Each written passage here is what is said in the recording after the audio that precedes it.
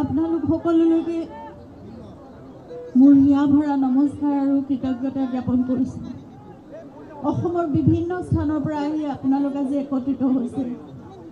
এক মাহ পাৰ হ'ল, জুবিন আমাৰ মাজৰ পৰা গৈছে বুলিতো ক'ব নোৱাৰোঁ, কিন্তু এটা অভাৱনীয় ঘটনা ঘটি গ'ল, যিটোৰ পৰা এক মাহ পাৰ হ'ল আৰু আপোনালোকে এতিয়াও সেই মৰম আশীৰ্বাদ প্ৰাৰ্থনা একেদৰে সদায় জনাই আছে তেওঁৰ বাবে, আমাৰ পৰিয়ালৰ বাবে, তেওঁৰ ন্যায়ৰ বাবে।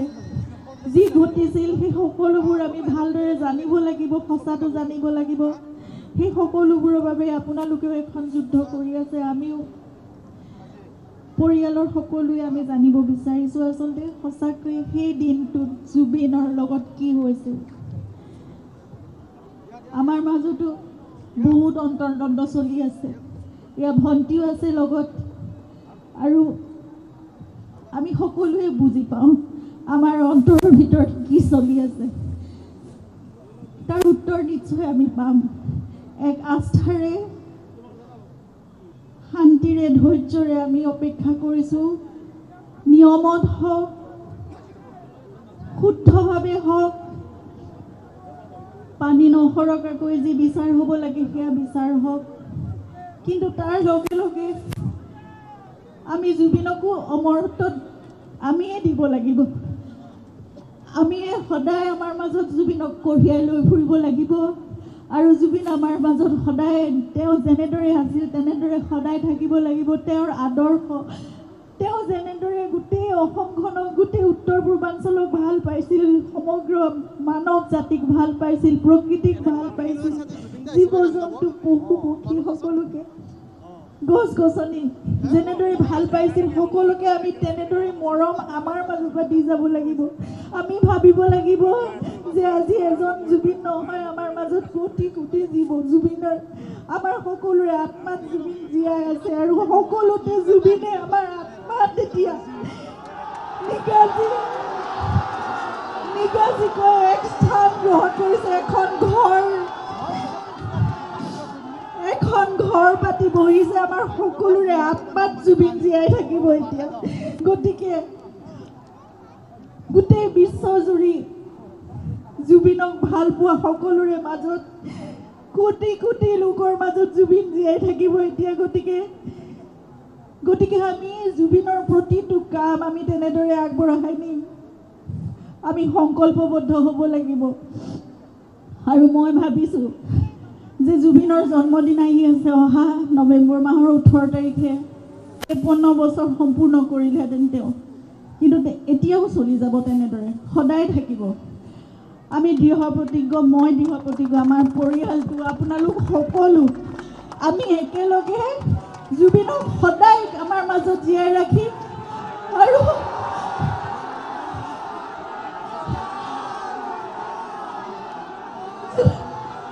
জুবিনে কৰিব বিচৰা সকলোবোৰ কাম আমি কৰি যাম। এজোপা এজোপা গছৰ মাজত জুবিনক জীয়াই ৰাখিম, প্ৰতিটো পাতত জীয়াই ৰাখিম। সেয়া ৩৬,০০০ গীতৰ মাজত জুবিন জীয়াই থাকিবলৈ, সকলোৰে কণ্ঠত জুবিন জীয়াই থাকিব। জুবিনৰ সকলোবোৰ গীত, তেওঁ লিখা, তেওঁ কম্প'জ কৰা সকলোবোৰ গীত আমাৰ বহুত পলম হ'ল, কিন্তু এতিয়াৰ পৰা আমি চেষ্টা কৰিম যে সেই সকলোবোৰ যাতে আমি শৃংখলাবদ্ধভাৱে আমি ৰাখি যাব পাৰোঁ আমাৰ ভৱিষ্যত প্ৰজন্মৰ বাবে। প্ৰতিটো পদক্ষেপত আপোনালোকে আমাক সহায় কৰিব লাগিব, আপোনালোকে নিজেও কৰিব লাগিব সেইখিনি।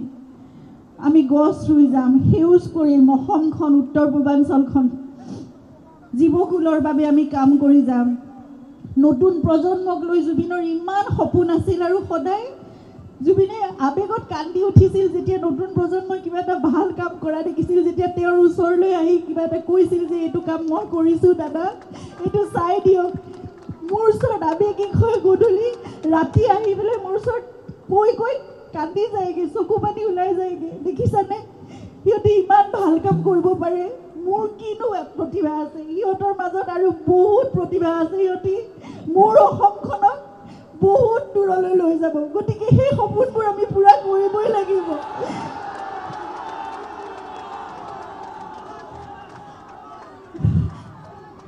সকলোৰে আশীৰ্বাদ সকলোৰে মৰম সকলোৰে আবেগ ইমান জড়িত হৈ আছে জুবিনৰ লগত গতিকে নিশ্চয় আমি সেইখিনি কাম কৰিব পাৰিম নতুন প্ৰজন্মৰ জুবিনৰ সপোনবোৰক কঢ়িয়াই দিব মোৰ বিশ্বাস আছে মোক মাত্ৰ আপোনালোকৰ পৰিয়ালৰ এগৰাকী বুলি ভাবিব আপোনালোকৰ জীয়ৰী আপোনালোকৰ বোৱাৰী আপোনালোকৰ ভগ্নী যি বুলি ভাবে বন্ধু বান্ধৱী যি বুলি ভাবে মোক মাত্ৰ আপোনালোকৰ পৰামৰ্শ লাগিব উপদেশ লাগিব আগবাঢ়ি যাবলৈ মোক সেইখিনি সহায় সহযোগিতা সদায় লাগিব মোক আশীৰ্বাদ কৰিব আমি একেলগে জুবিনৰ সকলো সপোন আমি আগবঢ়াই লৈ যাম আৰু আপোনালোকৰ এইখিনি সাহস